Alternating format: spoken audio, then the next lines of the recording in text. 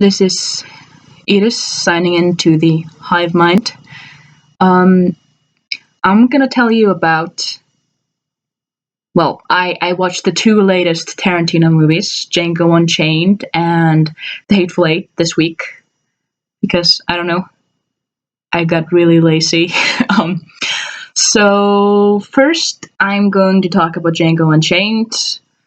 Plot synopsis: It's about this slave called Django who is freed by this guy called Dr. King Schultz, and they are going to find a pair of brothers, basically going out bounty hunting, if you will. And then he becomes a bounty hunter, and then he wants to free his wife, Broomhilda von Shaft. And then they have to go to Calvin Candy's ranch, who's played by Leo DiCaprio. Any of the other main actors are Jamie Foxx and Christoph Waltz and Kerry Washington, and then Samuel L. Jackson as the called it like a house slave, basically the slave that has it so good that he doesn't really care about the other slaves. It's just like slavery is great. So, well, we love Christoph Waltz, and he was really good in this. Like, I wasn't sure because when I started, I was like, "Wow, this is like 3 hours minus 15 minutes," and I think that's a really really long video. I mean, movie. So, but I watched it and it didn't feel like 3 hours at all. It was amazing, and it had like this really great dark humor. You're just like, and yeah, like in the first like 5 minutes, there's this scene where Dr. King Schultz is trying to buy Django from these like two like slave traders, and they don't want to sell him, so he just like fucking shoots one of them, and there is so much blood. I had forgotten. It's been a while since I watched a Tarantino film, but I had forgotten about all of that blood, and I had like a bloodgasm. It was amazing. Um, I guess I can just talk about some of the actors. I thought Jamie Foxx was amazing as Django. He had this kind of really cool attitude, like and the costuming that props to them. And Christoph Waltz, like I said, I love Christoph Waltz. He's one of my favorite actors, especially the ones that are like working nowadays. And like his last words, they just like I cannot forget them. Like I couldn't resist. It's just like yes, that is his character. The thing is about this movie is that there is no like good person character per se. I mean, I guess Broomhilda isn't like a bad person, but I mean, like Dr. King Schultz, like he is not like the good gracious bounty hunter. He's just like down and dirty, and I like that. It's also like because it's just like it's such a revenge flick as well. At least like in the beginning where they're hunting down these three brothers. Can't actually remember what they did that was illegal. Something about cattle, but they had been on a farm where Django had been a slave, so he was just like fucking like killing them, and he was saying back lines that they had said to him, and I was just having myself a great big chuckle. So yeah, I kind of liked that. I liked that it was just like Django, he is the good and pure and greatest of all men. It's just, that kind of story is getting a little bit boring. I liked the whole like German fairy tale with like Siegfried and Broomhilda, and he's like, "Oh, I have to help you if you're a real Siegfried." Kerry Washington was really good as Broomhilda as well. It's just she was a cutie pie, and I did not recognize Samuel L. Jackson as Stephen, the home slave or house slave, because I don't know. It's the makeup effects were so good, but I really enjoyed his performance. And yeah, this is one of those movies that you're kind of watching it, and like Leonardo DiCaprio comes there, and he is just amazing as always. totally love Leonardo DiCaprio. And he's just like playing this really despicable character. I mean, his like hobby is basically a blood sport where two black guys are fighting to the death. I mean, what was it called? A Mandingo, which I think might be a reference to Roots. Oh no, wait, no, that was Mandinka. Never mind. Maybe not a reference to Roots. No Mandinka warriors in this movie. But yeah, it was a lot of fun watching this movie, especially like in the end. Like I had forgotten how much how much Quentin enjoys his fake blood. You know, like you always say, you know, there's like this just one fake blood maker who just kind of rubs his hands together. Like, yeah, well, I better get making all of that blood. Pretty sure all of his blood has just like gotten this kid through college and shit. But yeah, in the end, like the walls are just covered in blood, and I love that to death. I did like the good ending though. It was kind of sweet. Plus, he like lit everything on fire and stuff. Can I say, kind of like a nice good finish, or was it a dynamite? He like blew the shit up. But I'm just saying, like a big finish like that. And yeah, there's nothing that I can really say that I didn't like. I really enjoyed also in the end where Calvin Candy and Steven realized that they were just going after Broomhilda. So after that kind of forced deal, and he was because he's a neophyte, like a lot of people were at the time not neophyte. He was a Francophile. I mean, wow. Like a lot of people were at the time, but he knew no French and nothing about French, and really liked how he named one of his top guys D'Artagnan after the Three Musketeers, and he was just like rubbing it in his face. And also that dog scene, that was like, damn. Okay, now I'm gonna move from Django onto the Hateful Eight. Quick synopsis. The Hateful Eight is also a 3-hour movie. It is like basically about these 8 people, but mostly about this kind of 2 bounty hunters. Again, bounty hunters. One of them is played by Samuel L. Jackson.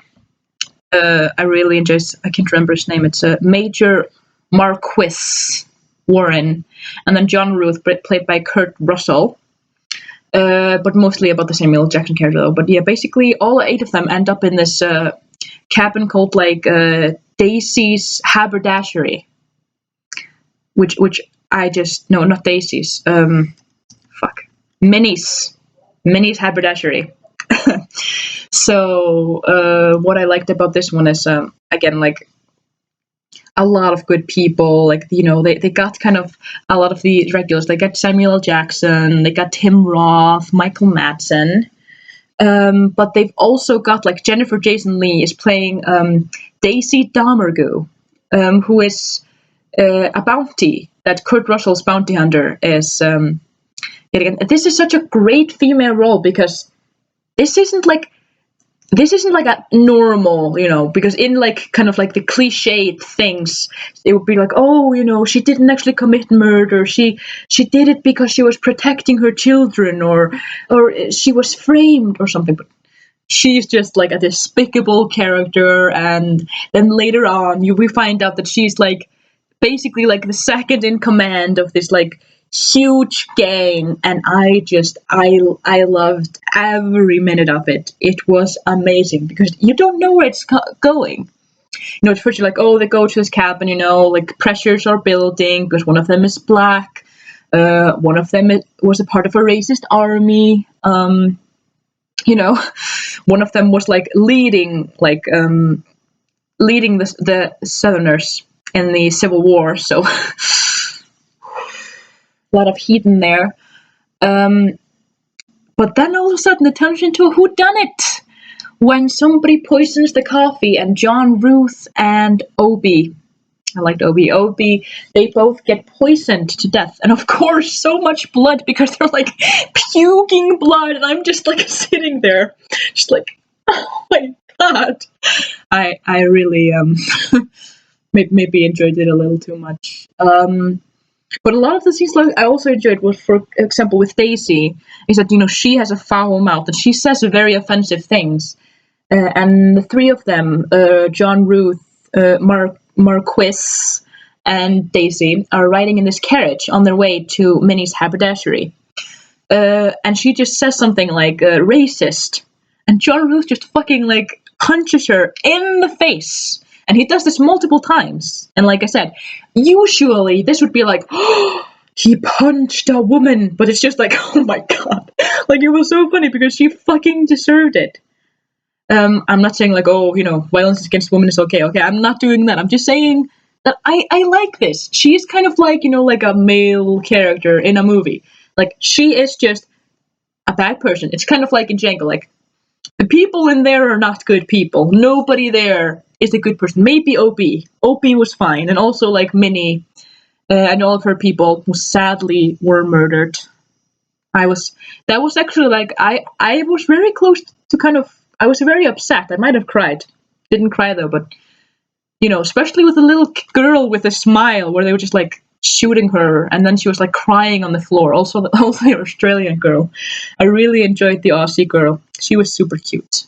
But yeah, I would really, really recommend going to watch this, because it is just like with the other one, you don't feel like it's 3 hours.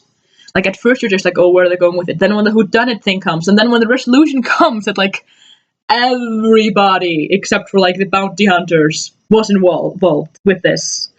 And then of course when Channing Tatum shows up, he's just like, I was always waiting to see Channing Tatum in a western, because he had this whole thing going on like Leo did before, and Johnny Depp and Brad Pitt, etc., etc.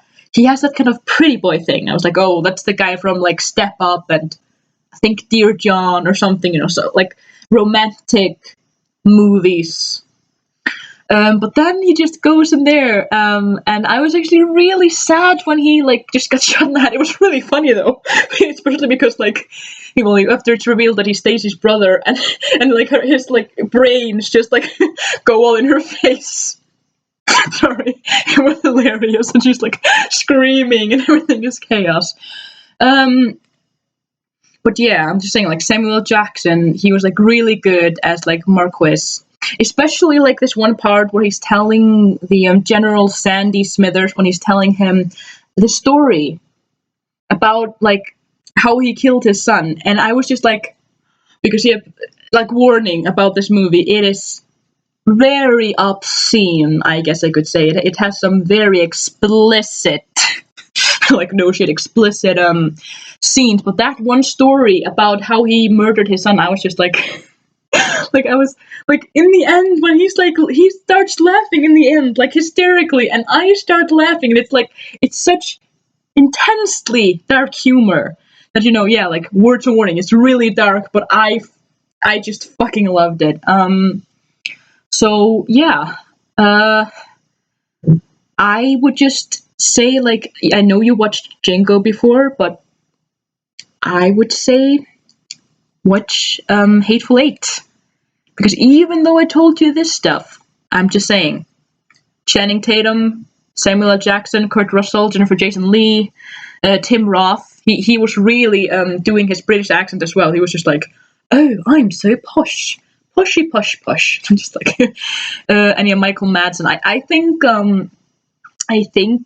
Quentin and Madsen must be like pretty close friends by now, because like one of the lines that basically the future sheriff, he's played by Walton Goggins, Sheriff Chris Mannix. Like he said, he was talking to his Michael Madsen character, whose name is Joe Gage. I'm just like, should so be a character in one of these like fighting type games, like tournament fighters. But he was like, yeah, you did it, because it's always the ugly one. And I'm just like, wow, Michael Madsen must have a really great sense of humor about himself, because ouch, owie. But yeah, I think I have said everything that needs to be said about this movie. It's also intensely quotable. And one scene though from Django that I would like to talk about, again going to Django, I found the scene with the when they put kind of the hoods on, or like the bags. That scene was really funny when they were like, when the guy just leaves and it's just like, she spent like 4 hours making these for you, and she didn't need to. She isn't charging you. You never ask me or mine for anything again. And I also enjoy how, because Quentin Tarantino is just kind of known for making these cult classic films, he has his cast of regulars, which, I tend to enjoy. Some directors that do have a cast of regulars, for example, like, Tim Burton and, Quentin and loads of others. I really enjoy that he also brings like newcomers in, like, like he did with what's his name? Can't remember. His name is, well, he isn't on the first page. That guy from all the movies, super bad and stuff. I liked, how he could put him and stuff, how he could put Channing Tatum into that movie, because it's nice to have yourself some Channing Tatum. But yeah, I'm just really enjoying where I'm going with this. I also like that, the 8th movie he made is called The Hateful Eight. Really cool. So yeah, he seems to be on this kind of, cowboy streak. Like he kind of did with, making a lot of movies about like criminals, back in the day. But and also, yeah, people have like been talking about how he says how he does two films where he uses the word nigger a whole lot. But I'm just like, yeah, Django Unchained happens like 2 years before the Civil War. Everybody called every black person that word. And I mean, in The Hateful Eight, they used the word boy, which is basically just as bad. I mean, also Samuel L. Jackson is like, in this movie, his character is like 70, so he's not a boy. I also enjoyed how they still like had a lot of diversity in Django Unchained. Like they used Jimmy and also Crow, like from Jim Crow, and Darky.